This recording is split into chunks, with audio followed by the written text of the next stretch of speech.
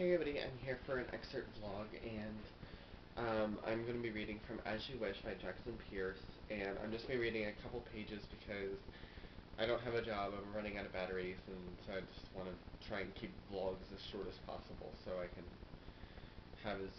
do as many as I can before the batteries run out. So, I'm going to go ahead and start reading from chapter 4. Jin and Viola are just hanging out now.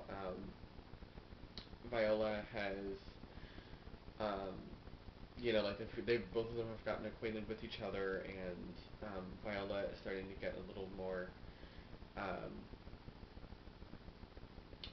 feel a little better being around Jin and the concept of him and everything. So, yeah. So, chapter 4, Jin. I watch Viola opening packets of food that I'm very grateful don't exist in Caliban. How can an entire meal be microwavable? No wonder these humans age. Consuming things like that probably takes 5 years off your life instantly. Another day of my life is gone without so much as a hint that Viola will wish anytime soon. I'm a good Jin. I grant wishes well. I don't play with the wording, don't trick my masters. I keep it simple. I try to give them what they really want, and this is my reward, sitting in my master's kitchen because she's decided that not knowing where I am creeps her out. Mortals. Do you eat? I look over my shoulder at her. She's changed again. Her skin is slightly different, and her fingernails are the tiniest bit longer. I scan the room to see who she's speaking to, but there's no one. Yes? No? Jin? She asks. Me? She nods. Eat. As in food, as in would you like me to make you a hot pocket while I'm fixing one for myself? No, I mean, I eat in Caliban and I sleep there, I just, not here. I've never heard of a master offering to cook for his or her Jin before. It's just not done. Does it break the first protocol about respecting one's master? I'm not sure. I really should start carrying that pocket guide of Jin protocol around with me. How much trouble am I already in with the ancients? They aren't exactly known for being lenient. I wonder if it's a problem that she's calling me Jin. I have to admit, it's nicer to hear than, "Hey, you!" She shrugs and breezes past me to the living room. Food, and a canned drink in hand. I follow. Normally, I'd wait for the order to do so, but since she rarely gives them, I've gotten used to assuming what she wants. She collapses onto the couch and grabs a pad, scribbled on paper from the coffee table. I lower myself into an old armchair on the opposite side of the room, grimacing at the scent of aged leather. Everything in this place reminds me of time. She stares at the paper blankly. Being mortal must be terribly boring. It's my speech for the expo next week, she says, glancing up at me. We have to talk about our paintings. How stupid is that? Isn't the point of paintings that they say what you don't want to say aloud? I thought the point of paintings was being passionate, I reply, leaning back a little, when Viola changes again. Her hair got a little longer, perhaps, or her eyes a little darker. It's difficult to pinpoint. She laughs just a little, so casually that it startles me. Masters don't laugh at things I say. They make wishes. I grant them. Then I go home. Here, she says, and tosses me the television remote. Thanks. Masters definitely don't invite Jin to watch television with them. My thoughts wander as I hit the power button, memories of Caliban flowing through my head. Mostly of me sitting in my apartment, watching the flower-lined streets in the green and silver city below, half metropolis, half garden, but all glittering and brilliant. My apartment was smaller, but it had a wide balcony that overlooked the sparkling city below and the mountains on the horizon. Nothing like the cramped, musty apartments I've seen in this world.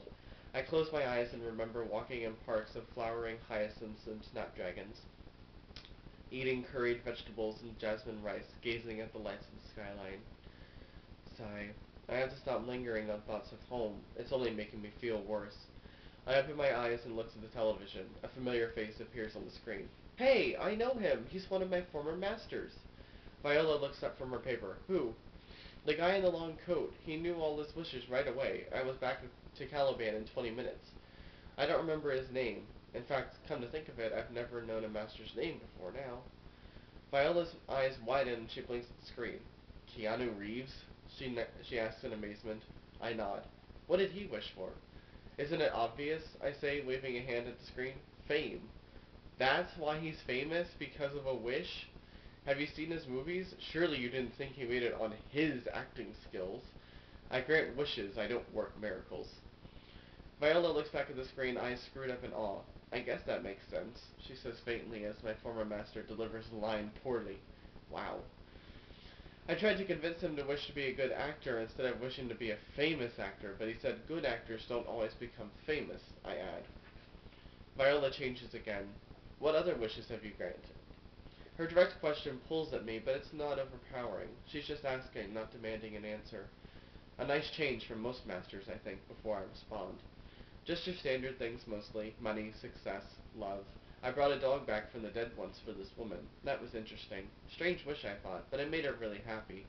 I shouldn't be telling you this either. First protocol, I think. But hey, maybe revealing their wishes will give you some ideas. You brought a dog back? Viola asks. That's a wonderful wish. I suppose. I play it off, but to be honest, it was one of my favorite wishes as well. So there's nothing you can't grant? No rules? Viola says. I shrug. Sort of. Well, no, I guess there are a few. I can't grant wishes for more wishes. Oh, and I can't make you a mermaid. What? Viola asks, raising her eyebrows and smiling a little. A few years ago, I had this master who was a dolphin trainer or whale trainer or something.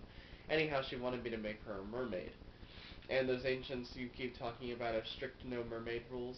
No, but I can't change what a person is, just how they are, if that makes sense. Oh, was she sad when you couldn't do it? My master? I asked in surprise. I guess so. I think she might have cried. I don't really know. I trail off, somehow ashamed of the fact that I don't have an answer to Viola's question. She smiles at me, and her eyes are full of a kind of sweet sadness as she lets her hair fall in front of her face. It traps me for just a second, and I almost miss the wish that passes through her gaze.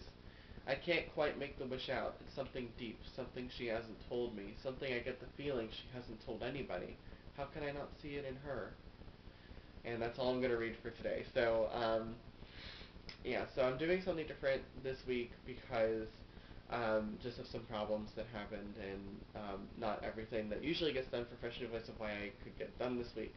So I'm doing something different, and I'm just having 2 interviews, 2 excerpt vlogs posted on separate days, and 2 reviews also posted on separate days.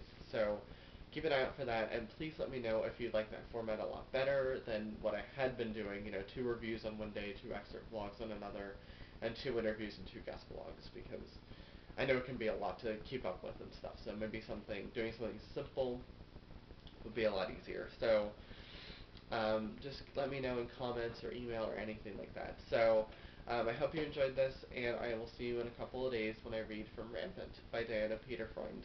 Okay, so I'll see you later. Bye.